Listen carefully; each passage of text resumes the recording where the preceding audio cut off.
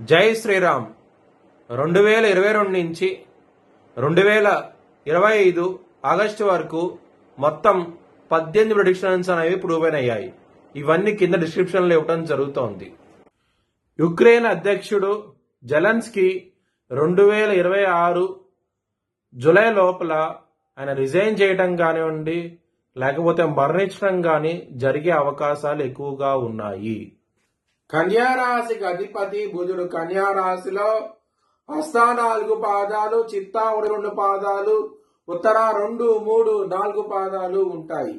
ఈ నక్షత్రం వాళ్ళందరికీ నేను చెప్పే వార ఫలితాలు వర్తిస్తాయి. కన్యారాశి వారికి లగ్నంలో సూర్యుడు, బుధుడు, అలాగే గురువు గారు యోగిస్తున్నారు, అలాగే రాహు కూడా యోగిస్తున్నాడు. మొత్తం 4 గ్రహాలు యోగిస్తున్నాయి. మిగతా గ్రహాలు వ్యతిరేకత ఉన్నది. నవధాన్యాలు బ్రాహ్మణుడికి దానం చేయండి. ఈ వారంలో మంచి ఫలితాలంటూ ఉంటాయి.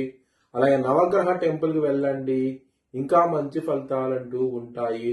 నవగ్రహ టెంపుల్లో 11 ప్రదక్షిణాలు చేయండి, ఇంకా మంచి ఫలితాలంటూ ఉంటాయి.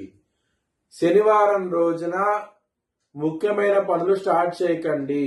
ఆ రోజున స్టార్ట్ చేస్తే కనుక ఇబ్బందులు వస్తాయి.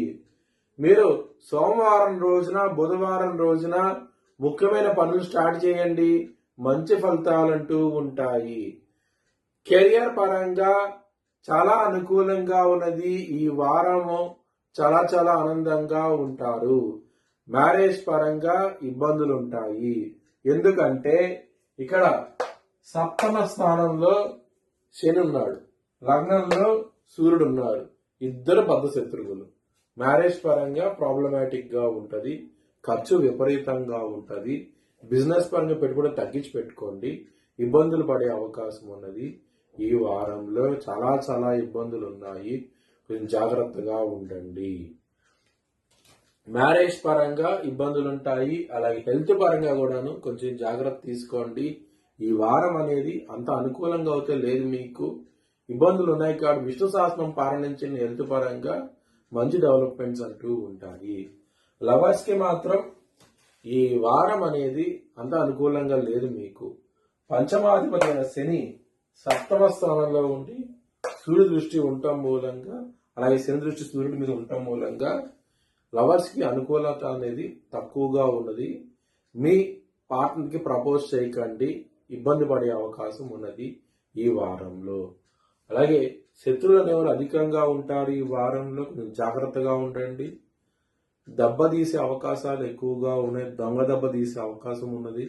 కొంచెం జాగ్రత్తగా ఉండండి. ఎక్కువగా కాలవేర వర్షాలను చదువుకుంటూ ఉండండి. ఈ వారంలో శత్రువుల నుంచి విజయం సాధిస్తారు. చాలా చాలా మంచి డెవలప్మెంట్స్ అంటూ ఉంటాయి.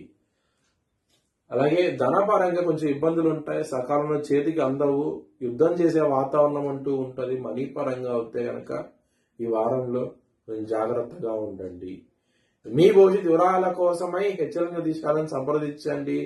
Please like, share and subscribe my channel.